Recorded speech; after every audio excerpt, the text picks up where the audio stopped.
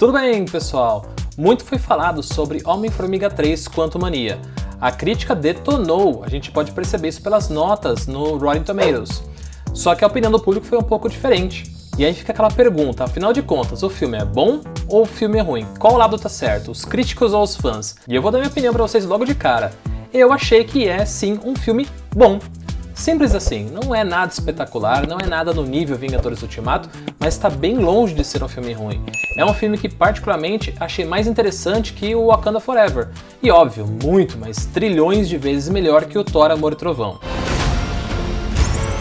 Mas então vamos analisar aí quais são os pontos positivos e os pontos negativos sem spoiler. Eu vou começar pelos pontos negativos. Na minha opinião, tiveram ali 3 pontos que eu particularmente não gostei. O primeiro ponto que eu não gostei é a tonalidade, a paleta de cores utilizada no filme. Lembra que todo mundo detestou o céu laranja, o céu vermelho, no caso, do Liga da Justiça, do Joss Whedon? E depois o Snyder arrumou e colocou aquele céu azul escuro. É o mesmo problema que temos aqui. É óbvio que a história se passa no reino quântico, então vai ser fundo verde do começo ao fim. Isso é compreensível, óbvio. Só que a escolha de cores que eles utilizaram para o filme, eu particularmente achei muito cansativo, porque o céu é laranja, o reflexo, a iluminação toda é laranja do começo ao fim do filme. Isso fica bastante cansativo. Então, se eles tivessem feito uma abordagem diferente, por exemplo, já que estamos falando do reino quântico, que é uma coisa bem diferentona, podia fazer um céu azul escuro com a aurora boreal. Então a gente entenderia que aquela aurora boreal ali representaria um cenário diferente, porque, óbvio, é um reino que não existe, o reino quântico. Só que aquele céu estranho, na tonalidade laranja, do começo ao fim do filme, totalmente uma iluminação laranja, eu achei cansativo. Então isso é um ponto que eles poderiam ter consertado só alterando ali a paleta de cores que eles utilizaram para representar o reino quântico. O segundo ponto que eu não gostei foi o MODOK, porque a história dele destoa demais do filme, porque a gente percebe que ele foi colocado ali só para ser um easter egg, porque se você tirar a história dele, não faria falta nenhuma. E a história dele ficava quebrando o ritmo do filme de forma desnecessária. Eu achei realmente inútil a participação do MODOK, foi algo realmente muito desnecessário, sem contar que a aparência dele estava horrorosa, estava muito feio. Toda vez que aparecia o MODOK, você ficava encarando ele, e você ficava tentando digerir aquela cabeça gigante. De verdade, gente, o MODOK ficou muito estranho. A aparência dele ficou esquisita. Você vai ficar encarando, sem brincadeira, você vai ficar encarando toda vez que ele aparecer em tela. E a história dele, como eu disse, é inútil, não faz falta nenhuma pro filme. Quem é você? Eu sou o homem que pode te dar o que você quer. E o terceiro ponto, que é um dos menos problemáticos, é que a participação do Homem-Formiga em alguns momentos do filme meio que desaparece. Então, tem hora que parece que o filme é da Michelle Pfeiffer, em alguns momentos. Então eu achei que eles poderiam ter colocado mais Homem-Formiga no filme do Homem-Formiga. Mas como eu disse, isso não afeta a experiência de um modo geral, porque a história do filme é muito boa. Agora, falando um pouco dos pontos positivos, uma das coisas que eu mais gostei é a trama. O filme tem uma trama realmente muito boa, de nível Vingadores. Pode até parecer que é muita areia pro caminhãozinho do Homem-Formiga lidar com toda essa questão de multiverso, de questão de Kang.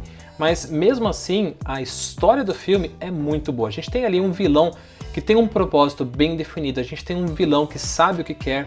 Se a gente compara, por exemplo, com Wakanda Forever, na minha opinião, o personagem do Kang, ele é muito mais vilão do que o Namor. Porque o Namor não tinha muito propósito ali, né? Apesar que tinha, mas não é no mesmo nível do Kang, que sabe exatamente o que ele quer, aonde ele quer chegar. E isso torna o vilão aqui do Homem-Formiga 1000 vezes melhor do que os outros filmes que a gente já viu da Marvel. Então um dos pontos que eu achei bastante interessante é que o filme tem uma trama muito boa.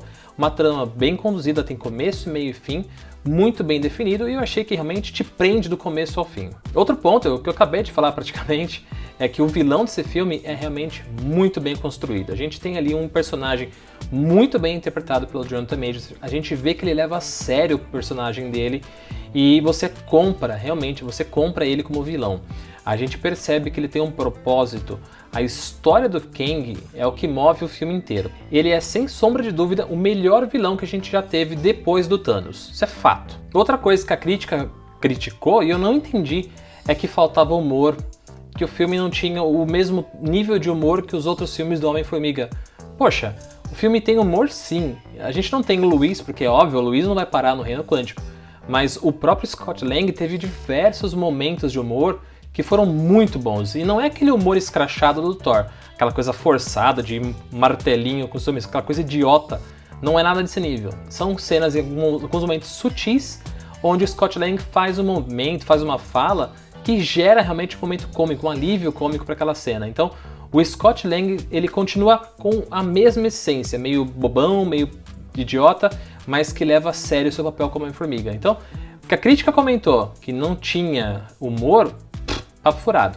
O humor tem sim, e é bem sutil, não é nada escrachado. É algo que vai fazer você dar risada assim nos momentos que precisa de alívio cômico.